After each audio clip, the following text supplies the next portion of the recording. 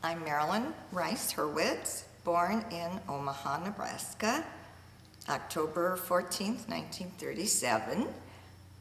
My parents are Sam and Rose Rice. My mother's maiden name was Brodke. She was born in Omaha. My father was born in Sioux City, Iowa. They married in 1918.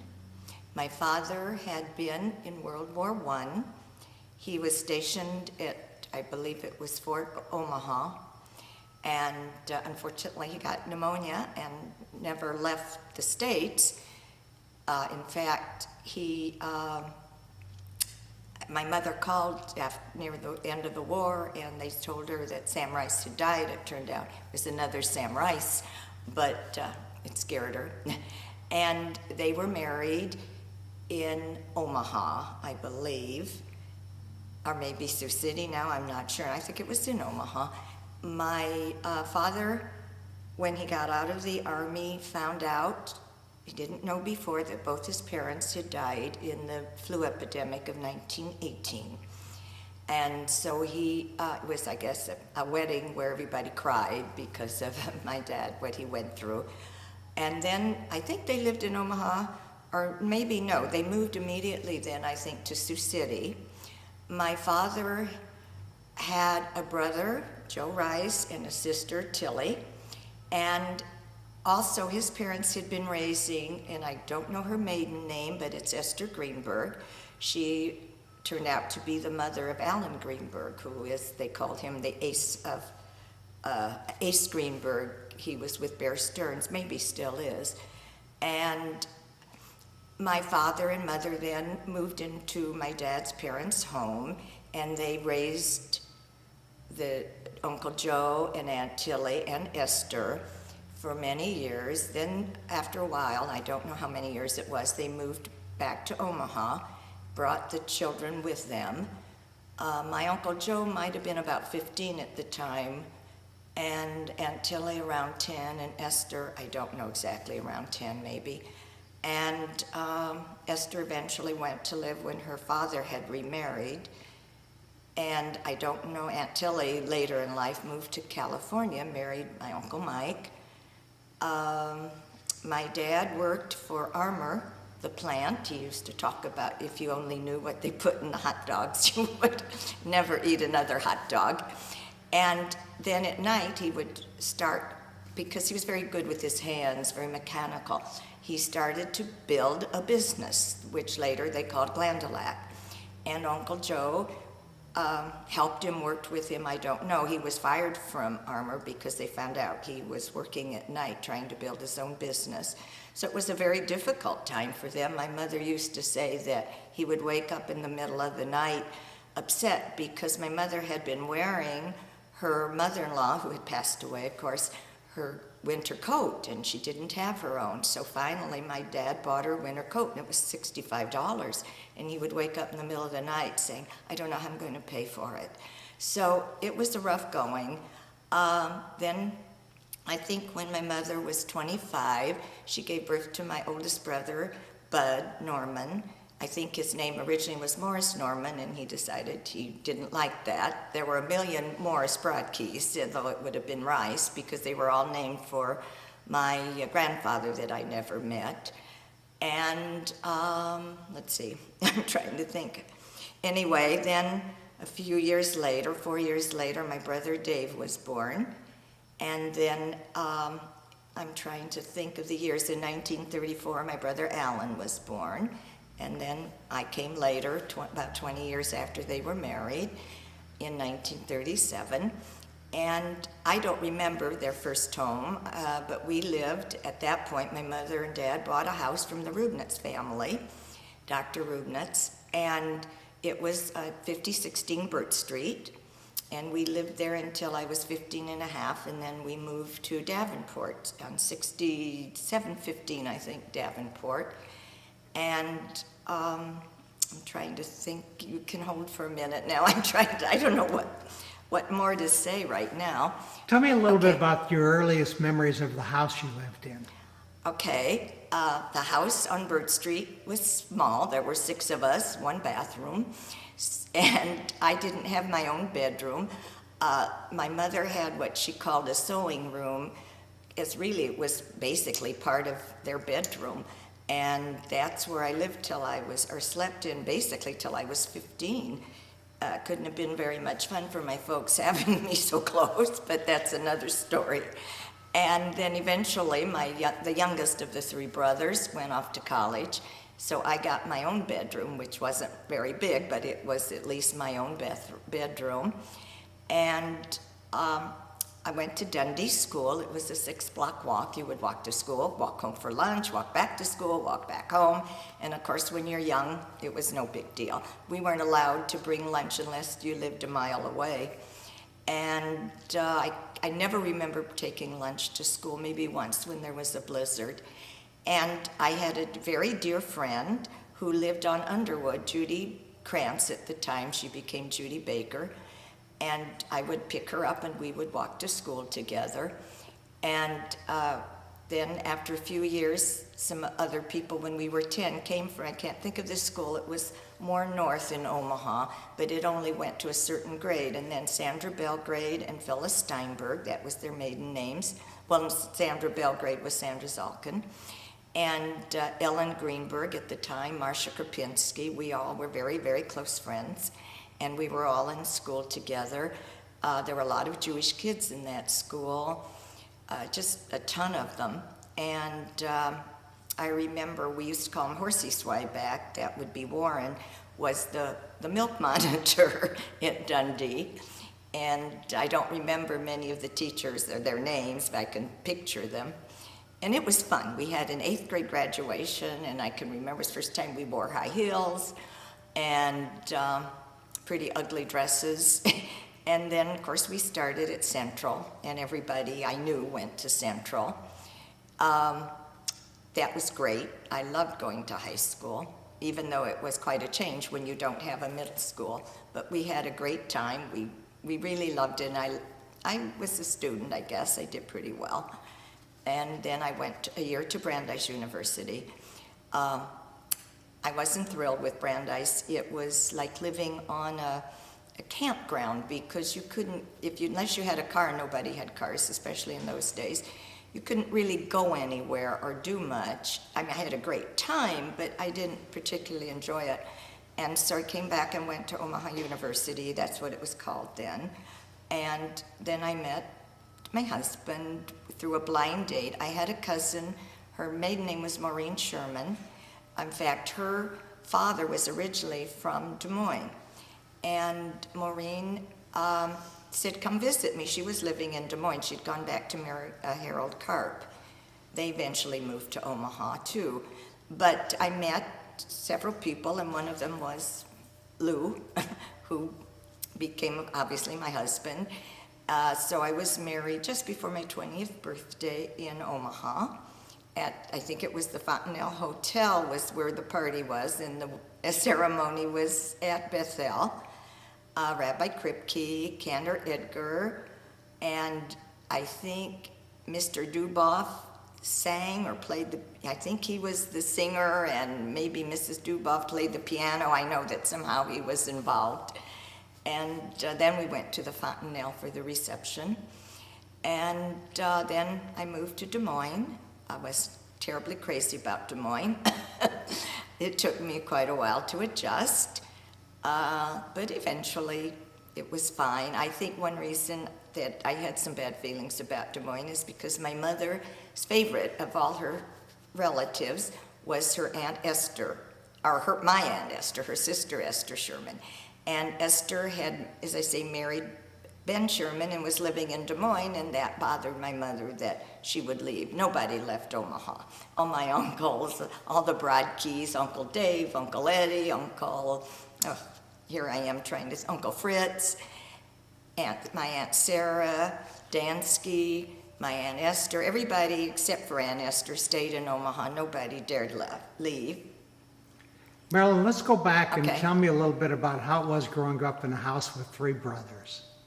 You know, my oldest brother went into the Army when I was only 5. So the very early years, I don't remember too much about his being around. Dave was 10 years older, and you know, at that point, you don't relate too well. I played mostly with my brother Alan, although we fought a lot, but it was crowded. I remember that more than anything. I remember the kitchen, the gas stove, which I was afraid to use. I think if I wanted to try and make something, my mother would have to turn on the stove. And a tiny little eating area with a big roasting type of pan they used to use years ago. And I don't know how we managed to all sit around there and have dinner, but usually not everybody was home at the same time. We had a little victory garden during the war, Second World War, obviously. And I had movies of my mother picking tomatoes.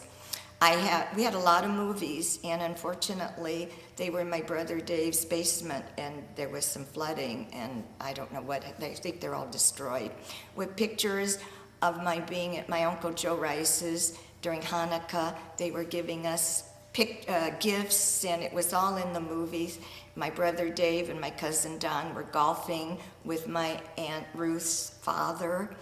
All those movies are gone now. And let's see, how was else growing up with brothers? It was okay. I think maybe I would have liked to have had a sister, but fortunately we had a lot of friends in the neighborhood, and so I had girlfriends, but in the house, I was fine. I loved them, but it's different, especially when they're that much older. And I don't know that I was spoiled, but I suppose in some ways maybe I was. I don't recall my father ever punishing me or getting angry with me in all those years, except after my mother died and I helped him clean out the house. I accidentally threw out his MasterCard, and he got a little angry. And that's the only time I ever remember in my entire life. So maybe I was spoiled that way, not so much with material things. I don't know what else to talk about. You mentioned earlier that your father's parents died. This was quite a while before you were born. Oh, yeah. How about on your mother's side? Okay, my mother's father died when she was 18, Morris Bradkey. He had the sort of combination pawn and jewelry store, which you know. And I knew my grandma, my mother's mother, lived until just before our oldest son was born. He's named, in Yiddish, her name was Ethel. I guess it would be Ethel, but we didn't know Ethel, we just knew Ethel. And of course, I had a lot of cousins, because my mother had a lot of brothers and sisters, and my dad had, Uncle Joe. And so Grandma, it wasn't like you see today where the grandparents take the children here and do this and that. Grandma was older when I was born. She didn't drive. But I do remember my Aunt Sarah and Uncle Doc Dansky lived with my grandma and on Webster Street somewhere. And we would have holidays there. And I love my grandma. She taught my younger brother, not younger than me, but younger, how to knit. I remember sitting at Grandma's house, the boy and the girl sitting there knitting.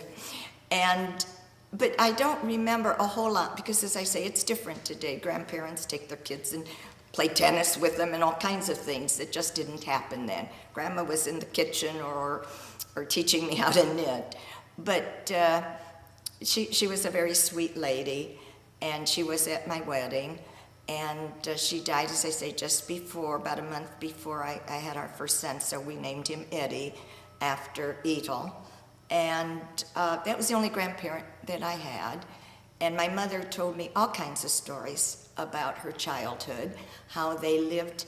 My grandma liked nice things, and so they lived in a house with boarders so that she could afford to buy pretty clothes or have nice clothes made.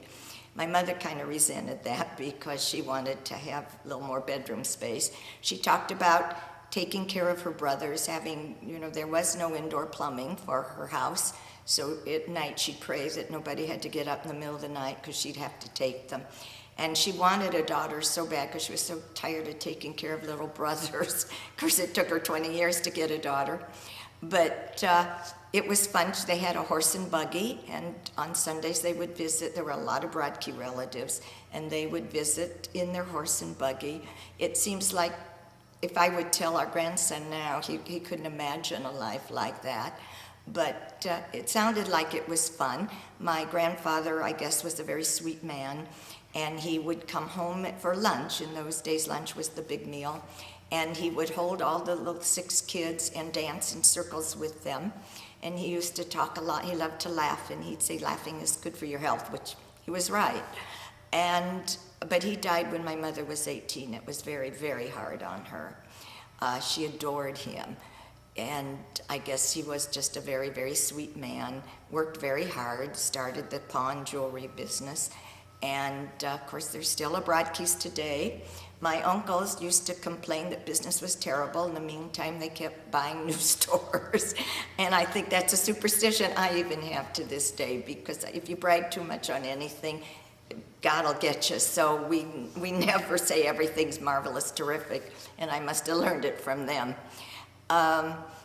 She was very close, especially to my Aunt Esther, and Aunt Sarah, who was the oldest of all the children, lived the longest. She lived to be 95, and she had Royal Jewelry Company, which was across the street from one of the Brodke stores. And my Uncle Doc was born and raised in Russia, and he used to talk about how excellent the school system was. Apparently he was able to go to regular school in Russia, although he had a hole in his hat from one of the pogroms. And Uncle Doc spoke Yiddish all the time, and he would hug me and speak in Yiddish. I had no idea what he was saying, but I knew it was nice. But Uncle Doc never did practice. He was a dentist. There was a dental chair in the back of the Royal Jewelry Store, and I could never understand why. And he was supposed to be there working, but he wasn't. Sarah was doing the work. She was kind of an early feminist, even like in her 90s. I guess she was 90 when my cousin Ronnie said, you know, it's kind of time you retire, Aunt Sarah. And she was, I think for a while she didn't talk to Ronnie. She was so upset because she loved selling jewelry. She was a neat gal. And down the street was the shoe center. And that was also my cousin, because Tilly Wright's son, Norman, owned the shoe center.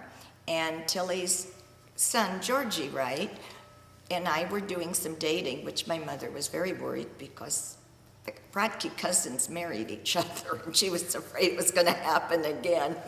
And she said that explains some of the Brodke problems. In fact, some of the family was a little angry because she married out of the relatives. She married an outsider.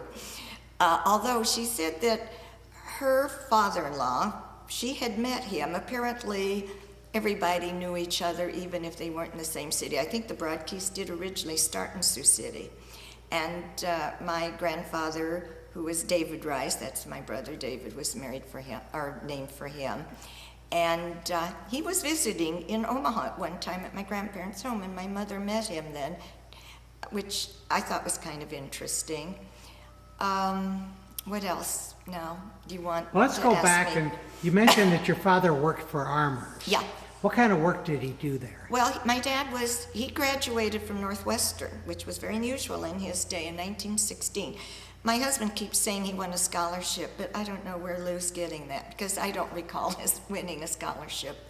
My dad graduated as, at that time, they called it a pharmaceutical chemist. He was a very smart guy.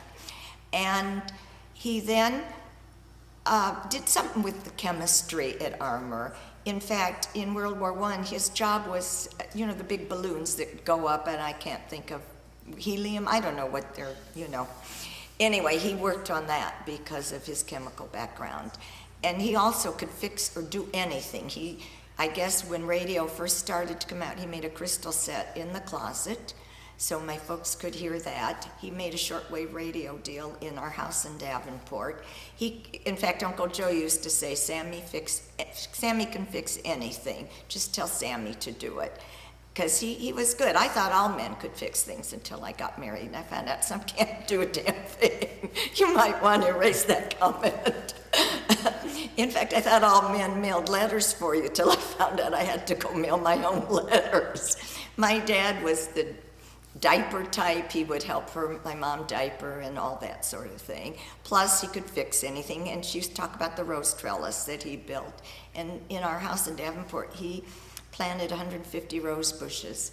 I want to go back, see that house sometime. The people who bought it from my dad, I think, are still living there. But I guess in a way I don't want to see it. I like to think of it as it was. It was a neat house. I think Dad, in fact, he owned 2 properties there. He bought them and then apparently years back didn't feel he could afford to build on it for a long time. But one of the properties next door was, he didn't sell it to him, but Abe Brodkey at the time was a contractor, and he was a first cousin to my mother. And I guess Dad gave him the lot next door, and then he built Dad's house and then built his own next door. And this was quite a deal because it was fair acres. And it was a neat house, but I wasn't in there very long because by then I was almost 16 when they built it. Yeah, Dad had a lot. My dad was very talented. He was also a very quiet man. He didn't talk about his childhood. He told me that his mother made bagels and would hang them on a rope on the porch, and that she made plastic flowers, and in the winter she'd stick them in the ground, and the neighbors were always amazed that Anna Rice had flowers. But I really know very little about my grandparents. I think they had, and maybe Don told you this, I think they had a grocery store in Sioux City, and I think they lived on Jones Street. I have a scrapbook of my dad that he put together, and it's kind of in a cupboard, and I haven't brought it out in a long time. But there was a picture of him, I think, when either he graduated or so forth, because not many people that age even went to college, let alone graduating from Northwestern. And when I told him that at one time I took my son to the hospital in Chicago and stayed on Belmont and Lakeshore, and he said that's an area that he lived in, and then he would take the L to the pharmaceutical school was in South Chicago. So he would take the subway, the L, whatever, and he lived in this area that I was staying at for a week. And then our daughter Jody lived in Chicago and lived on that corner as well. She was subletting from my cousin Sharon Brodkey, Ronnie's daughter, who had been divorced and moved back to Omaha. And so Jody's rent really went to kind of help Sharon, and it was a nice place. Okay, what else? I want you to tell me some of your thoughts about your mother. Okay, my mother. What are your memories of your mother? Yeah, I don't want to cry. My mom was, as I say, almost 40 years older than I am. She was 39, and she used to always say a half. She loved to say, I'm 40 and a half, I'm 50 and a half, whatever. And my older brother's recollection of my mother, very different than mine. Dave's always says he was a latchkey kid. And my mother, in my growing up years, was never out of the house. She was always home. I think she didn't like to go out alone as she got older. She never learned to drive. So she was thrilled once I got my driver's license. She was basically a homemaker. She never worked outside the house. After she passed away, I found things that I guess I almost found a room that I didn't know existed in our basement. And she had scrapbooks and photographs. My mother loved to write. She wrote long letters. And I read and saw pictures that I had never seen before, where she described her grandparents, she described her friends, her activities. She was in what I was very active in Young Judean and things of that sort. And she was in something similar. I was shocked. I didn't know any of these things. But she talked about how she met Dad, and she loved to talk about that she met him or saw him at a dance and took her, they used to have dance cards and you'd fill them in, and she put his name on every line. And he said later, I don't know why she did that. I didn't particularly want to dance every dance with her, but they got married anyway. She was pretty, round face, pretty gal. And she was upset because she had kind of a big nose, but she said that's because she fell down the stairs. But all the Bradkeys had fairly good noses, and I used to every day look in the mirror and check to see if my nose was getting bigger. And one day I went screaming, "Mom, I've got a bump." And she said, "Don't worry, someday you can get it fixed." But it never got any bigger, so I was okay. But basically, she was home. And I got a kick out of her. She wore the cotton house dresses that women used to wear years ago. And one of her sisters-in-law came over in a cotton house dress, and she said, I won't say names, that so-and-so had a $30 or $40 cotton house dress, and she just couldn't believe what a waste of money it was, because she would spend $7 or $9 on a house dress. We used to laugh. She was very careful with money because, as I say, she grew, and so was my dad in many ways, because like most people in those days, they didn't grow up with very much. And she would, probably the only one of all the children, would hear her parents talking about concerns with money, and that would bother her, where, I don't know about my uncles or aunts, but she would worry so. And in fact, one time, well, I told you the story about how my dad worried about the coat and how he would pay for it. But things got better. After the war, business grew. The Glendalough turned out to be a good choice. That was the business that my dad and Uncle Joe built. And Uncle Joe was the sales manager. He was great at meeting people. My dad was kind of shy. So he did the chemistry and the pharmacy. And then they had another fella whose name, Dr. Renwall, I think. He was also a partner. I worked there one summer. It was fun. And my mother was, I don't think she disliked Lou, but the fact that he was in Des Moines and I left, that really upset her. It bothered her something awful. And when she was dying and I was talking to her, she was in a semi-coma, couldn't say too much, but she said, "I can't believe you left Omaha." I said, "Mom, it's 2 hours away." And she said, "I know, but you shouldn't have left Omaha." So there was, that little bit of tension. But she would come, and my dad would come to visit us here, and they would bring cottage cheese and a salami. And my kids always remember that for some reason. Why cottage cheese and salami, I don't know. And I can't even think of the company. It wasn't Robert's Cottage Cheese, but it was good, whatever it was. And they would come about every 6 weeks to visit. And then finally, when we moved, we originally were in a home in Beaverdale. We were renting for my mother-in-law. It was very tiny. So when we moved to Windsor Heights, which wasn't much bigger, but then they could stay with us, so they would come and stay. And my mother did get a kick out of it. She was very close to my kids, and she would love to, and they always remembered this. There were twin beds in each of their rooms, and then at one point with our youngest son, our third child was born, it was a little more crowded. My dad slept on the sofa in Des Moines when he'd come visit. But my mother would like to lie in bed and talk to the kid in the other bed and ask them all about their life and school and friends. And she would smoke, and Jody, my daughter, said, "I could just see the smoke curling up as Grandma was lying there asking me about what did you do and who do you play with." And I don't know that she felt that way she loved all her grandchildren, but I guess when you have just the one daughter, you feel a closeness maybe more because they kept schlepping in.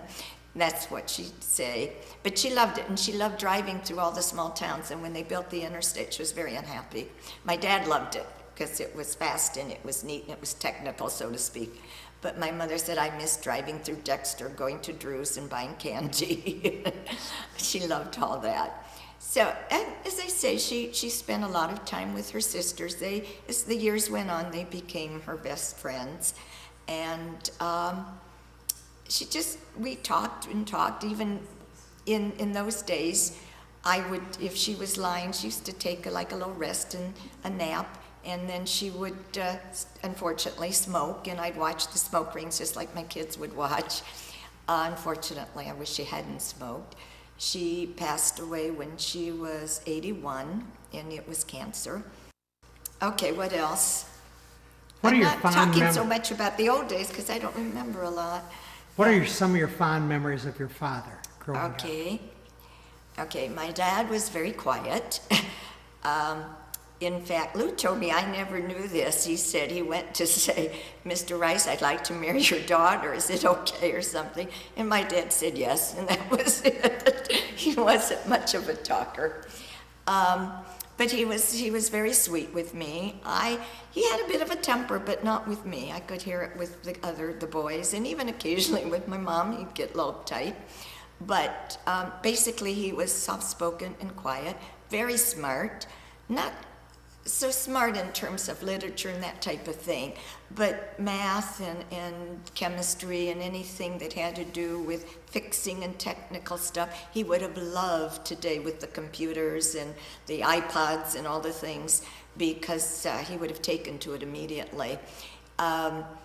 He loved to fish, and he made all those beautiful little, what do you call them, whatever you stick on the rod to go fishing with.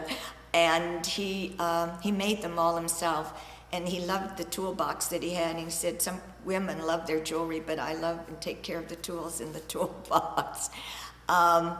He made a list had a list, he sent me one, I still keep it, of everybody's birthdays, all very typed out, so that he would never forget to send a card and a $25 check. And I don't think he did help my mother in those early years, I guess, but as I got older, I don't recall him doing a whole lot. He used to, when we were living on Burt Street, we had a two-story house, I can remember though sitting on his shoulders, and he would walk me down the stairs, and I thought that was great. Then one day I heard him whispering to my mother, she's getting too heavy, I can't do it anymore. And I was chubby, and older, so he had to stop doing that. But he was very good in the summer. He'd take us for drives. He'd come home from a trip or whatever, and still that evening, if it was summer, we'd want to go for a drive. He'd take us for a drive. We'd go out to Irvington and get ice cream. And that was our air conditioning, which was true, I suppose, for anyone. My brother Dave got an air conditioner in his bedroom finally, so we would take turns putting up an old army cot. That my oldest brother was in World War II, and he had army blankets that, I don't know, he brought home, I guess. And in fact, I think I still have one in the basement. So my dad was a good father, as I say, kind of a quiet father. We didn't go into long discussions on much, but if you'd ask him something technical or about stocks, he would answer. And I said, well, Uncle Joe buys property and you buy stocks. How come you do different ways of investing? And he said, because if I brought property, it would turn into a swamp. He said, remember the oil? He and a bunch of people invested in an oil well, and every so often we'd tease him, and of course, nothing ever happened. And he was a good man, I guess generous. I didn't ask for much. I was a kid, I didn't need much, but I'm sure if I had asked, he would have given it to me. Of course, anyone who wanted college and could go to college, he helped us and paid for the college. He could do that, and education was important to him. But it's interesting, I got very good grades, and I don't recall his ever really discussing it with me. I guess it was just expected that I would bring home good grades, and not amazing grades, but good grades. And I have some old report cards, and I saw that he signed some of them, but I don't recall that. I always thought my mother had signed them all. But I think he was proud of me. Again, he didn't say much. One day, he was in town. This was after my mother had died, and it was a party. And I think we were giving the party at Des Moines Golf. And my dad, our daughter Jody was sitting there, and my mother-in-law, and he sort of said something to my mother-in-law and pointed to Jody and said in Yiddish that she was very pretty. And I was surprised that he even went that far to say that, because that isn't the sort of thing he normally did. We were at a wedding after my mother passed away, and it was my niece's wedding. And he turned to me during the wedding and said, I loved your mom. And that's, I think, the first and only time he's ever said that to me. Okay. Tell me a little bit about each of your brothers. Okay. Well, Buddy, as I say, went off to war in England. He was fortunate that he, didn't have sea battle at all. And it was a medic, which I could never understand because that wasn't him. But somehow he was a medic in the Army, and I was awfully young. He'd send pictures and letters, but I've got pictures of when I had my tonsils out, and as I say, my dad loved to do photography, and I'm holding a sign saying, "Hello, buddy," because my mother said, "You have your tonsils out, you have to go to bed for like 2 weeks," because Uncle Eddie had a problem when he had his tonsils out. My mother's a big health person, not about herself, but about us. And I really could hardly picture my brother because I just didn't remember him until he came home. And he lived with us for a while, but again, he was older, and he bought a convertible when he got back, and then he started dating his wife, who was a Florane singer, and she didn't like the convertible, so she made him get rid of it. And then, he got married and he moved out. So he was always very sweet to me, but it's not like I was with him a whole lot of the time because he was married and had children. And my brother Dave didn't get married till he was like 31, so he was in the house, and he did not have to go into the Army. I guess he was in between wars. So we became closer as I got older. When we were little, I do remember Dave was 15, and he came into that little sewing room that I was in, off my parents' room, and he walked in and he said, I can remember this, he said, I was only 5. He said, "Marilyn, guess what?" And I said, "What?" He said, "I'm 15. And for some reason I remembered that, and I thought, wow, that's so old. That's so neat. And then he was in an organization called Ronos in high school, and I guess it's spelled honor backwards, so he was in that, and he was dating a girl they used to call Tunkum. I can't think of what her last name was. I think her real name was Rosemary, Rosalie, whatever. And they were a couple, so they used to call Dave Tunkum. In those days, everybody had nicknames. There was Dumbo Cone and really bad nicknames. But David, I knew better in a sense than Buddy, because he was at home more, and he worked for my dad. Dave and Bud both worked for my dad, and until the business was sold. And what else? Yes, I kind of remember Dave a little more. And then Alan and I were the same age. Of course, we fought a lot, but we also got along a lot. I remember when I was 6 and he was 9, and my folks took us to Chicago on the plane, or not on the plane, in a train, and we had sleeping compartments. And I remember Alan and I going through the museums and running up and down the halls, fighting, screaming, yelling, and my parents thought they were giving us culture, but all I remember is fighting and screaming. And then my brother was apparently playing with a match in one of the rooms, and it started a little tiny fire. Thank God nothing bad happened, but there's some of the stupid memories I have. But we played, we had a pretty decent time, but we also fought a lot. And I guess I use that sometimes to get him in trouble a little bit.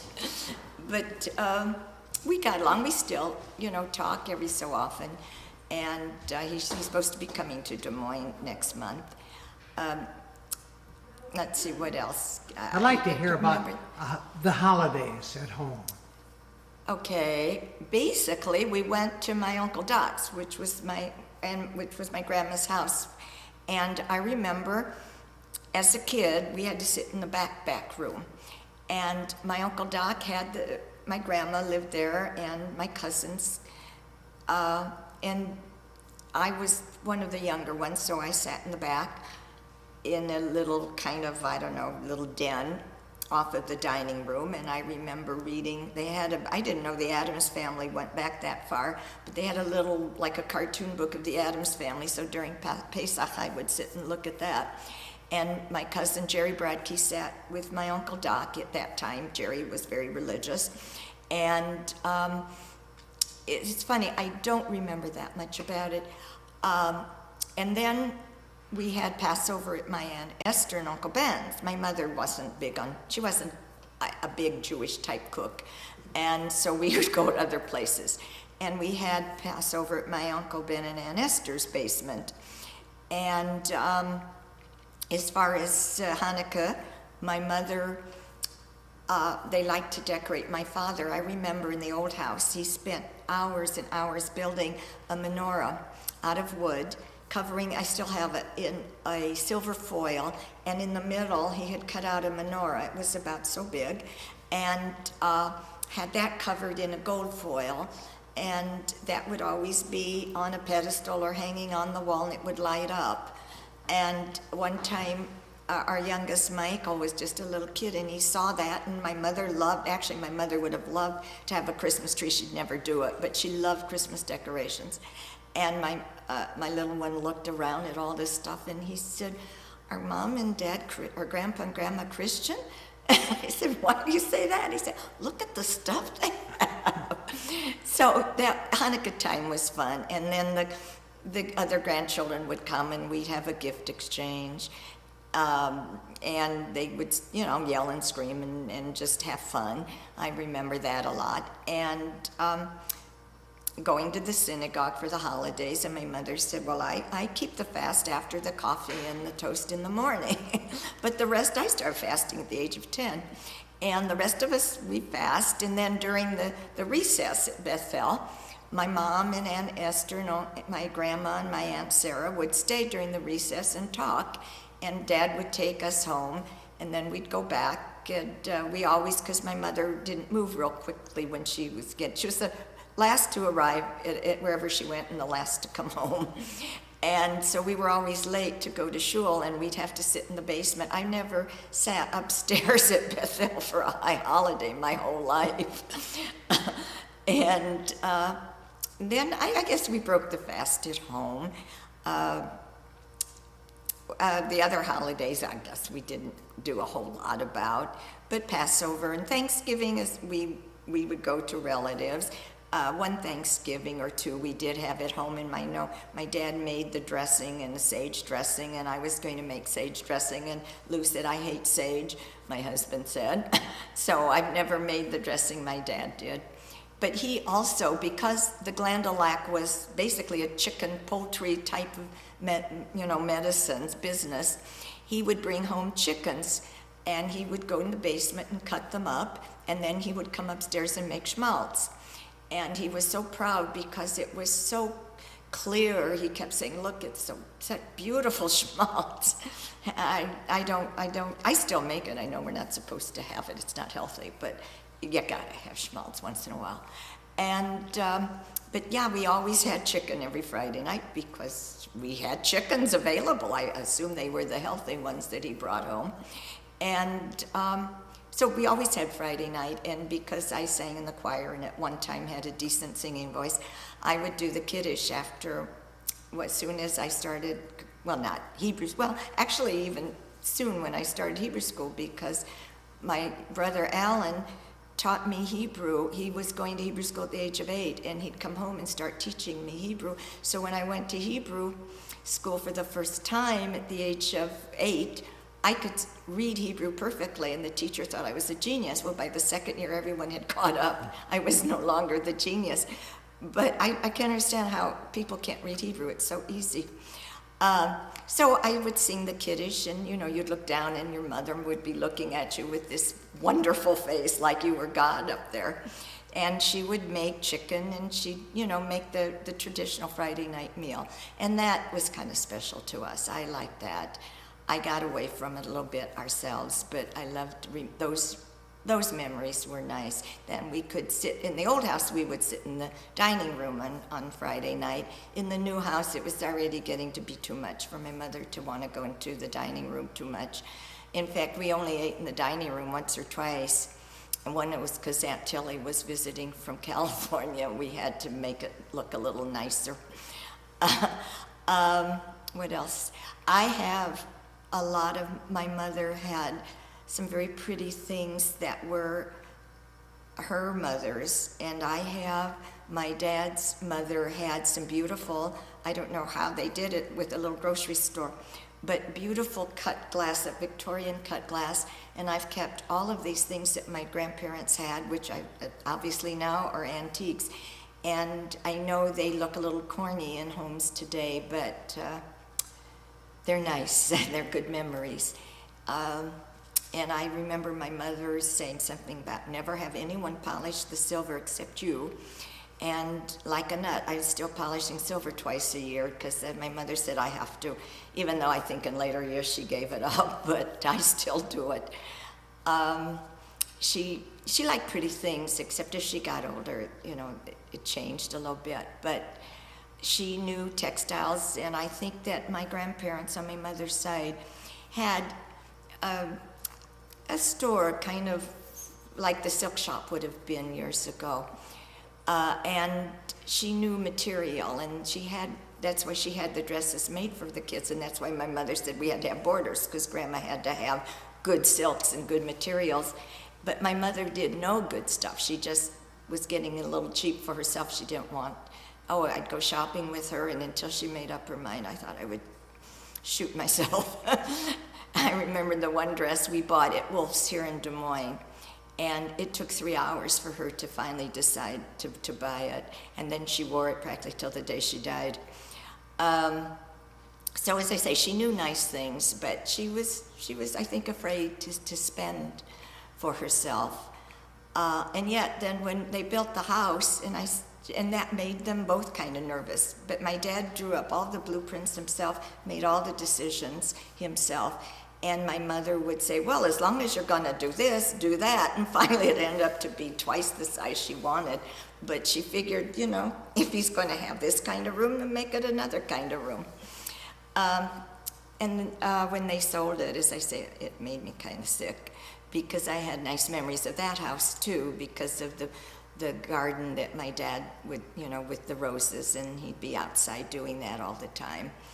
And then on Sundays when we'd come to visit from Des Moines, then the other kids, you know, my brothers and so forth would come over, and we'd have hamburgers on the patio. In fact, my little nephew, Steve Rice, wanted to know when I got married why Grandpa didn't make the hamburgers at the hotel.